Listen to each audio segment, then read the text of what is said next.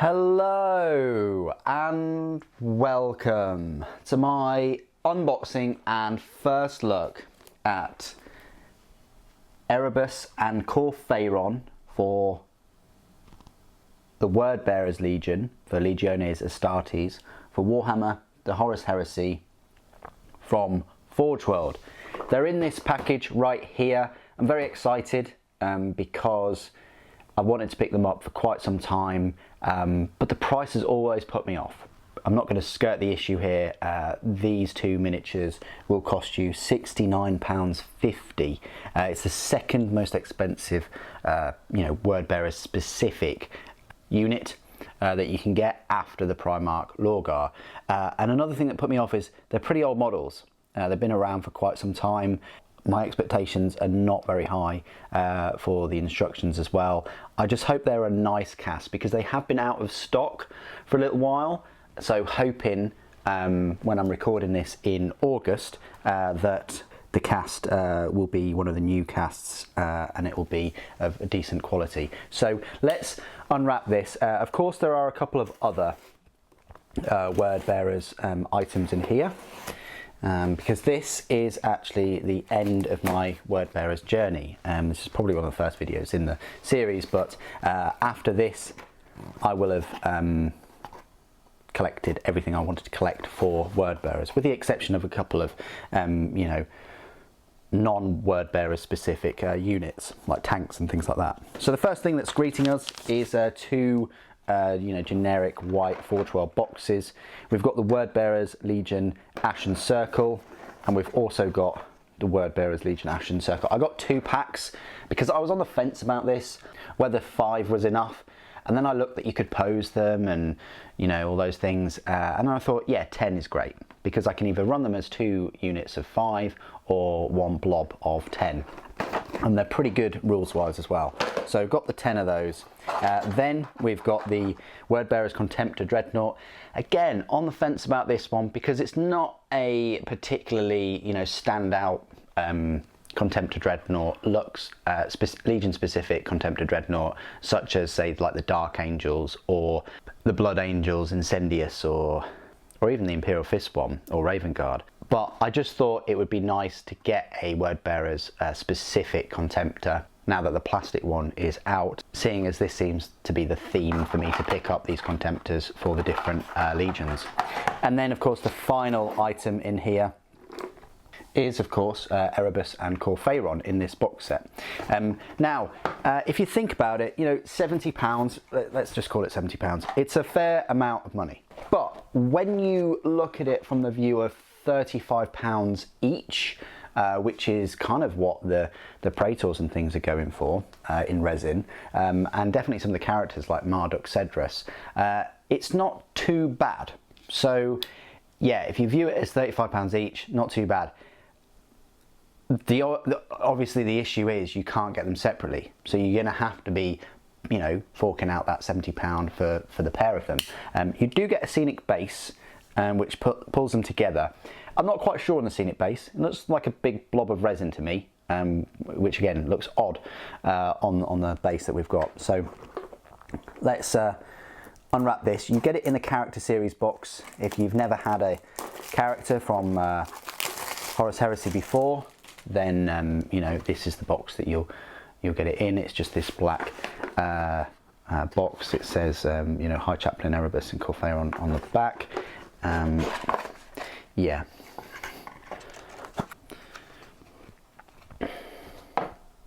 So I think that would work as a thumbnail. You've got Erebus and Kor Phaeron. You've got this big oval base, which is what the resin will sit on. It looks like a Redemptor size base, but it's an oval one. It's definitely not a. Could it be an Armature base?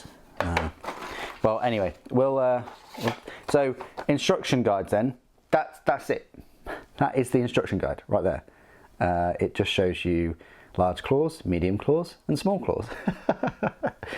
No Santa Claus. Anyway, so yes, that's it for the instructions. That's all the help you're going to get. So if you are resin adverse, but you really still want these characters, just bearing in mind you're not going to get a full-on construction guide for these. Now, these were made 4th of August, which is great. It's less than a month and I'm shooting this review, and this is the little pamphlet that you get working with resin. You know, it's worth reading this.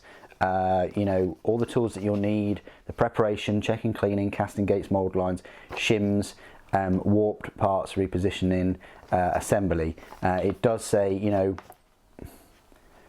you wash each part with warm water, good degreasing agents such as dishwashing liquid. I leave them in soak with warm water, with warm soapy water for a few hours.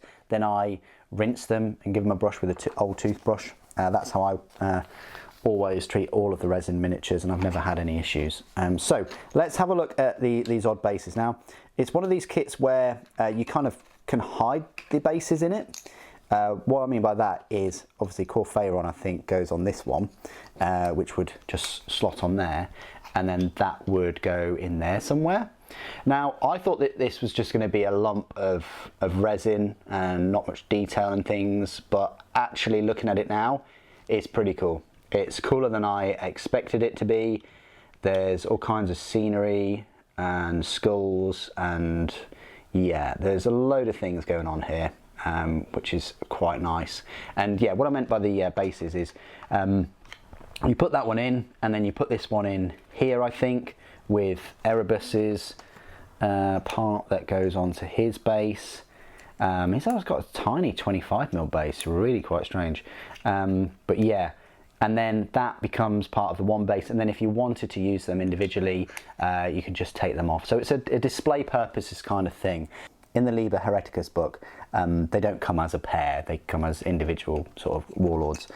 So yeah, I think this is just a display purposes kind of piece of resin, but that will go on there. And see what I mean? I think the base could have been a bit smaller, because that is a big chunk of resin that is just like an island on the base. So you're really going to have to be creative with your texture and brushing things around this, because otherwise it will just look like an island of resin. Right, who should we look at first? Kor Phaeron, I think. Wow, okay. So this is Kor Phaeron. Plenty of detail on him. He is a Terminator. He's one of the oldest Space Marines about. His Terminator armor is specifically kind of engineered and things. Look, gives him some, I say, stilts maybe. Yeah, are they actually his feet? Not quite sure, but you know, certainly looks a bit odd, doesn't it? Like a Space Marine armor and then this Terminator armor on top of it. But yeah, that belays his strength, because he was too old to go through the augmentations and things of Space Marine, so that's why he's got a strength 3, but his lightning claw rules kind of override that. So that's Kor Phaeron. Now let's have a look at this. So we've got, I think, a plasma pistol of Erebus, I want to say, and his hand, about to conjure something up. He is the High Chaplain, isn't he? Erebus. So, and that's one of the fists for Kor Phaeron. Looks brilliant. Lovely amount of detail on that.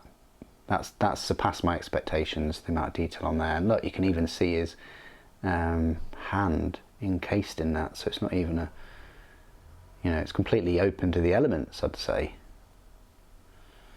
And then you've got the heads, so that's Kor Phaeron on the right, and that's Erebus on the left. So that's partly Kor Phaeron, partly Erebus. Again, this gate, similar. You've got a power plant for Erebus. Not that special, just got this skull on there. You've got the flaming skull for a shoulder pauldron though, that is pretty special. That's got a few candles on there. And then you've got a book as well. And then the other arm and hand with loads of detail for Kor Phaeron, with the book, you know, the word bearer symbol and things. Lots of detail on this. I am thoroughly impressed already. Not only just the base, but these individual parts too. Yeah, this has exceeded my expectations. Then we've got Erebus himself.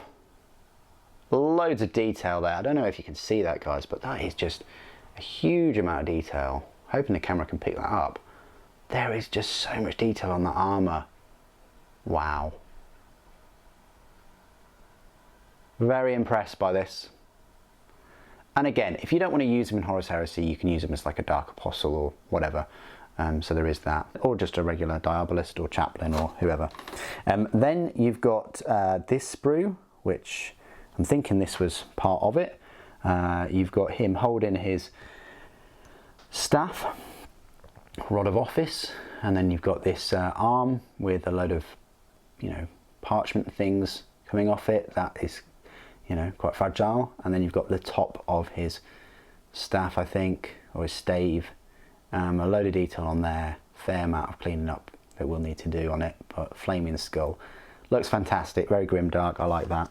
And then you've got all of the claws for Kor Phaeron. Unfortunately, a couple have come off the gate, 3 of them in fact, but luckily 3 of them are here. They're all individual, which is a bit of a pain, but I'm gonna have to work out which claw went where, because obviously they're not written on the parts themselves, but some are small, some are medium, and some are large. And I guess there's 10 of them. Yeah, there are 10 of them. So you've got 10 individual claws for Kor Phaeron. I reckon that's part of the price, along with the detail on the miniatures themselves. It's just fantastic detail. You know, I was on the fence of this mini, and I did think it was pretty expensive. But now, with everything that you get, considering it's about £35 per character these days, I'm impressed. So this is definitely a worthwhile pickup. I'm so happy. I can't wait to give them a wash now and put them together and give you a review of both of them individually. What do you guys think of High Chaplain Erebus and Kor Phaeron? Please do put your thoughts and opinions down in the comments below. Be great to hear from you. Thank you ever so much for joining me today. Thank you for watching. Death to the False Emperor.